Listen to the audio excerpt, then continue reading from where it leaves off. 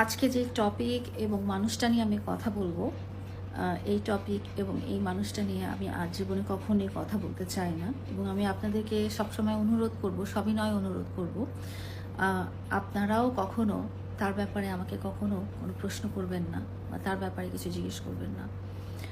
আমি সবসময় আপনারা আমাকে খারাপ চোখে দেখেছেন। সবসময় আমি ছিলাম ভিলেন রোলে। আমি একটা কথা বলে দিই, একজন অ্যাডাল্ট মানুষকে জোর করে কারো বাসায় এনে রাখা যায় না। একটা অ্যাডাল্ট মানুষকে জোর করে কোনো সম্পর্কে নিয়ে যাওয়া যায় না। সে একজন অ্যাডাল্ট মানুষ, সে নিজে ইনকাম করে, তার ব্যবসা আছে, তার ফ্যামিলি সে পালন করে।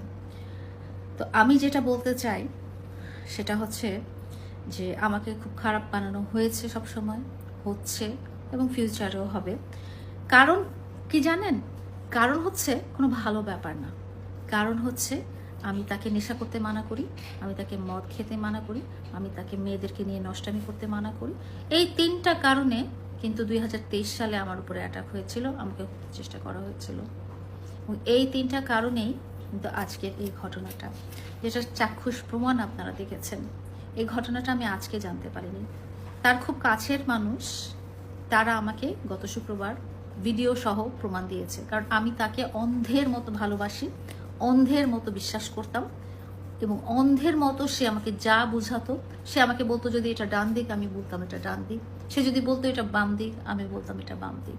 তার কাছে আল্লাহ তাআলা, আমার কাছে আল্লাহ তাআলার পরেই আমি তাকে বিশ্বাস করতাম।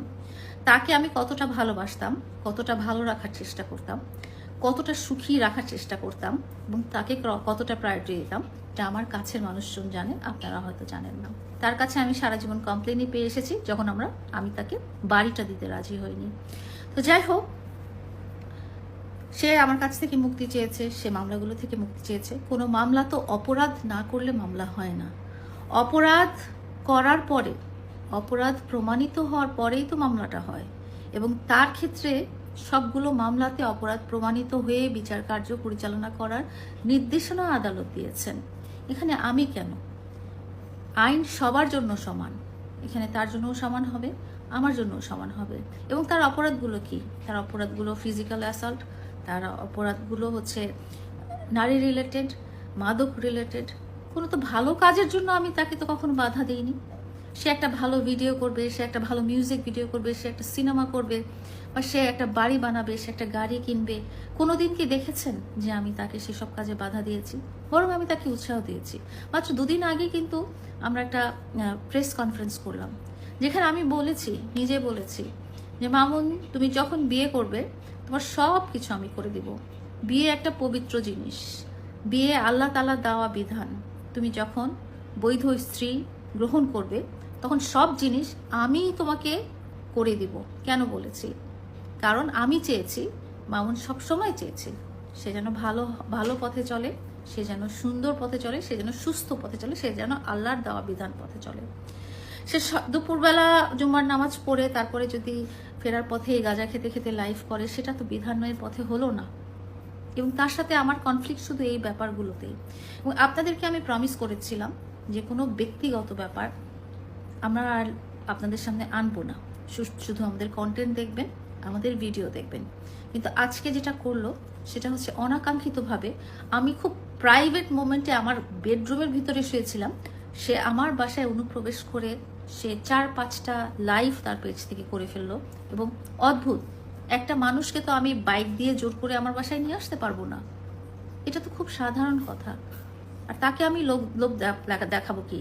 তার সাথে আমার কথা হয়েছে যে সে জানিয়েছে যে তার, আমি যে শর্তগুলো দিয়েছি সে তার অপরাধ স্বীকার করে নিবে এবং সে সেই অপরাধগুলো আর কখনোই করবে না। কিন্তু দেখা গেছে গত 10 দিনে সে সেই অপরাধগুলো বারবার করছে। আমি তাকে বলেছি, তুমি যদি এরকমই করতে চাও, তুমি যদি জীবনটাকে দোজখী বানায় নিতে চাও, তুমি যদি জীবনটাকে জাহান্নামী বানায় নিতে চাও, তাহলে মামলা উঠবে কিভাবে? তোমার সাথে আমার শর্ত ছিল তুমি অপরাধ স্বীকার করে নিবে, 2 নম্বর তুমি সেই অপরাধ আমি ছাড়া অন্য কোনো মেয়ের সাথে করবে না। কিন্তু দেখা গেছে যে অন্য একটা মেয়ে না, একসাথে 4-5টা মেয়ের সাথে সে সেম অপরাধ করে বেড়াচ্ছে। এবং সবগুলোর প্রমাণ সহ আমি আপনাদেরকে দিয়েছি, একটাও এডিটেড না, একটাও এআই এআই দিয়ে ক্রিয়েট করা না। এবং সে কি করছে জানেন, সে আমার সাথে এআই দিয়ে এডিট করে একজন ডিবি প্রধানের ছবি লাগিয়ে জানিয়েছে আমি নাকি মেয়েদের সাপ্লাই দিতাম। আমার ব্যাকগ্রাউন্ড সম্পর্কে কি ওকে নতুন করে বলতে হবে? আমি টিকটকার না, আমি বস্তি থেকে উঠে আসিনি। দুর্ভাগ্যক্রমে বস্তির একটা ছেলে আমার মায়া, আমার ভালোবাসা, অ্যাটেনশন নিতে পেরেছিল বলে আজকে আমি তাকে ভালো রাখার চেষ্টা করেছিলাম। এবং সে সবসময় বলেছিল যে লায়লা আমাকে মুক্তি দাও, লায়লা আমাকে মুক্তি দাও, আমাকে মামলা থেকে মুক্তি দাও। আমি সেই মামলা, আমার সাথে এত বড় অপরাধ করার পরও আমি সেই মামলা থেকে মুক্তি দিয়েছি।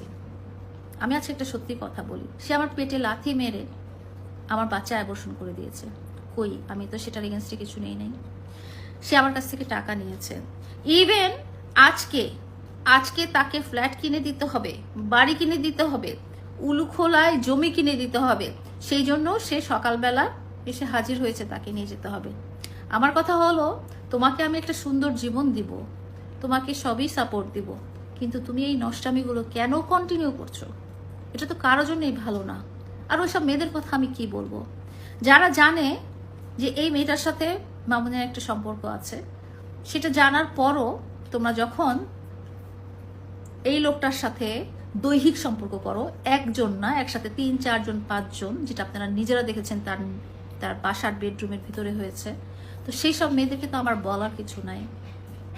তারা আমাকে হুমকি দিচ্ছে যে তারা সুইসাইড করবে। ভাই, তোমরা কাজটা করতে পেরেছো, ছবিও তুলে রাখতে পেরেছো, ভিডিও করে ফেলতে পেরেছো, আর আমি দোষটাকে দোষ বলতে পারবো না? তো যাই হোক, এই বিষয়ে আমি আর কোনো কথা বলবো না। ভদ্রলোক আমার অনেক ক্ষতি করার চেষ্টা করছেন। আমি দেখেছি উনি এআই জেনারেটেড ছবি দিয়ে বলেছেন যে আমি একজনকে মেয়ে সাপ্লাই দিতাম। আমি কোথাকার কোন দেশি মেয়ে সাপ্লাই দিচ্ছি সে যদি প্রমাণ করতে না পারে, আমি আবারও 100 কোটি টাকার মামলা তার নামে দেব। সবকিছু নোংরামির পর্যায়ে নিয়ে গেলে হয় না। সে নিজে নোংরা দেখে পৃথিবীর দুনিয়াটাকে নোংরা দেখে, সে নিজে ডাস্টবিন দেখে দুনিয়াটাকে ডাস্টবিন মনে করে। তো যাই হোক, তার সাথে আমার এই মুহূর্ত না, আজকে সকাল থেকেই কোনো রকম সম্পর্ক নেই।